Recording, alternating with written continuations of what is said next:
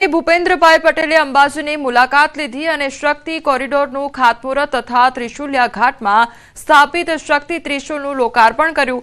અંબાજી ખાતે યોજાયેલી જાહેર સભાને સંબોધન કર્યું અને આ દરમિયાન ભાજપના પદાધિકારીઓ અને અધિકારીઓ દ્વારા તેમનું સન્માન કરવામાં આવ્યું હતું અને મોટી સંખ્યામાં લોકો હાજર રહ્યા હતા।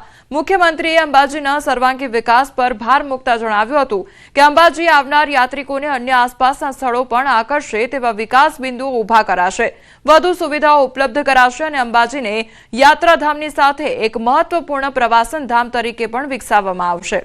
અમદાવાદની 7th ડે સ્કૂલ વિવાદનો મામલો સામે આવ્યો છે। એમસીટીપી કમિટીની બેઠકમાં સ્કૂલ જગ્યા અંગે ચર્ચા કરાઈ। અમદાવાદની 7th ડે શાળાને એએમસીની અંતિમ નોટિસ અગાઉ ઝોનના ટીડીઓ દ્વારા 7th ડે શાળાને નોટિસ આપવામાં આવી હતી। હવે વિભાગના ડીવાયએમસી દ્વારા શાળાના સંચાલકોને નોટિસ આપવામાં આવી છે। જગ્યા મુદ્દે ખુલાસો કરવા નોટિસ અપાઈ છે તો સ્કૂલની જગ્યા એએમસી દ્વારા ટોકન ભાવે આપવામાં આવી હતી। 7 દિવસમાં શાળાના સંચાલકોએ ખુલાસો કરવાનો ફરજિયાત રહેશે। કાનૂની સલાહ લીધા બાદ વિભાગના ડેપ્યુટી કમિશનરની અંતિમ નોટિસ આપવામાં આવી છે।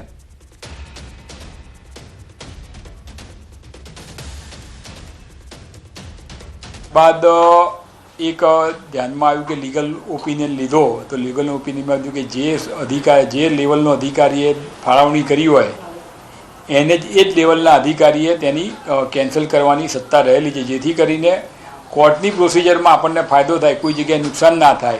એટલા માટે ડીવાયએમસી એસ્ટેટે ગઈકાલે એમને નોટિસ આપેલી છે અને એમને જ બધા પાવર ડેલિગેટ કરવામાં આવેલા છે। એ અત્યારે 7 દિવસની એને નોટિસ આપી છે રજૂઆત કરવા માટેની। 7 દિવસમાં જે રજૂઆત કરશે ત્યારબાદ ડીવાયએમસી દ્વારા નિર્ણય કરવામાં આવશે। નકલી ઇન્કમટેક્સ અધિકારી ઝડપાયો છે। ગ્લોબલ માર્કેટના વેપારીઓને ઇન્કમટેક્સ રેડની ધમકી આપી લાખો રૂપિયા પડાવવાનો ખેલ કરતો વિજયસિંહ ચૌહાણ હવે પોલીસના સકંજામાં છે। આરોપીએ વેપારીને રેડથી બચવું હોય તો 4 લાખ આપવા પડશેની ધમકી પણ આપી હતી।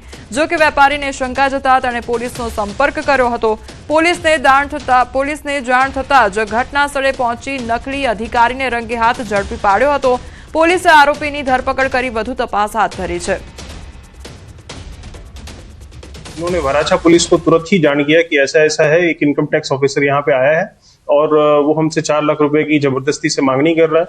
वराछा पुलिस ने तुरंत ही वहाँ पे टीम भेज के तुरंत ही इस आरोपी को वहाँ से पकड़ लिया। इसके लिए हमने इस पे एक्सटॉर्शन के तहत बीएनएस में जो बलजबरी कड़ावी लेबू का फरियाद है।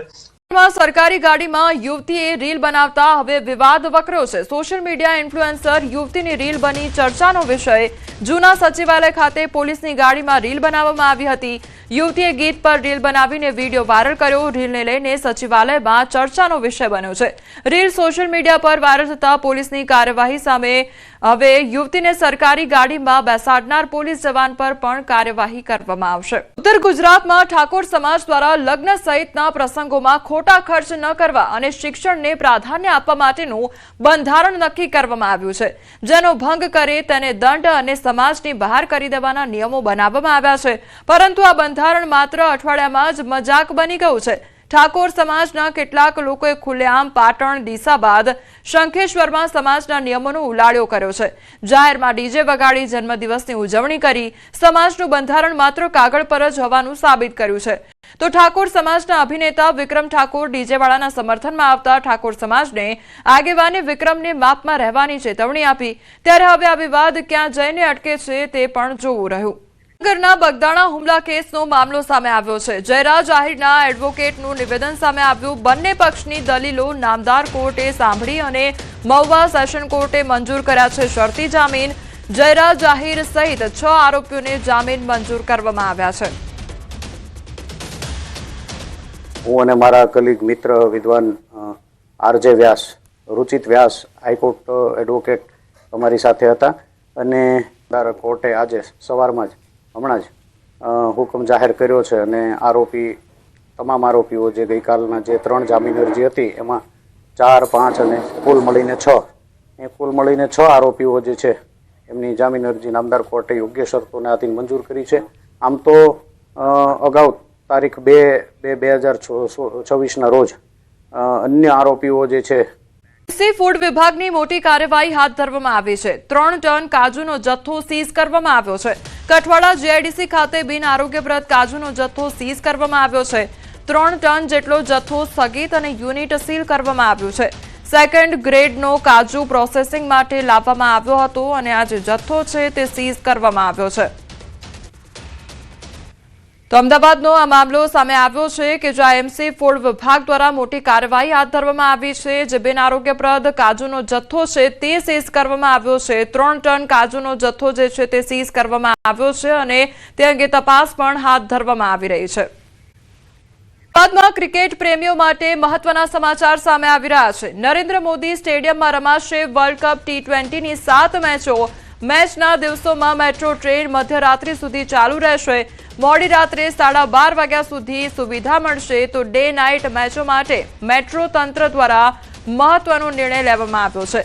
ક્રિકેટ ચાહકોને મુસાફરી માટે હવે નહીં પડે તકલીફ. તો સ્ટેડિયમથી સીધી મેટ્રો મુસાફરીનો લાભ મેળવી શકશે હજારો ચાહકો.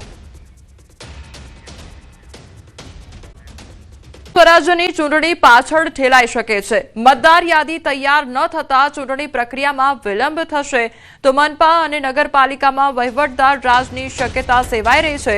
નવી મતદાર યાદી બાદ જ ચૂંટણીઓ શક્ય છે. ત્યારે બોર્ડની પરીક્ષાઓને કારણે ચૂંટણી યોજવામાં મુશ્કેલી થઈ રહી છે. તો એપ્રિલ અને મે મહિનામાં ચૂંટણીની શક્યતા સેવાઈ રહી છે. અને રોજગાર વિભાગની મોટી તૈયારી હાથ ધરવામાં આવી છે. શ્રમિકોની અકસ્માત સહાયમાં વધારો કરવામાં આવશે. બજેટ સત્રમાં અકસ્માત વીમા યોજનામાં સુધારો કરવામાં આવશે. 5 લાખનું વળતર આપવાનું આયોજન કરવામાં આવ્યું છે. વિવિધ બોર્ડની સહાયમાં સમાનતા 18 ફેબ્રુઆરીએ બજેટ બાદ આ અંગેની જાહેરાત પણ થશે. તો બજેટમાં આ અંગેનો સુધારો લાવવામાં આવી શકે છે. તો વિવિધ બોર્ડની સહાયમાં સમાનતા જોવા મળશે અને 18 ફેબ્રુઆરીએ બજેટ બાદ આ અંગેની જાહેરાત પણ થઈ શકે છે. ત્યારે 5 લાખનું વળતર આપવાનું આયોજન કરવામાં આવ્યું છે. જે બજેટ સત્રમાં અકસ્માત વીમા યોજના છે તેમાં સુધારો કરવામાં આવી શકે છે. શ્રમિકોની અકસ્માત સહાયમાં વધારો કરવામાં આવી શકે છે.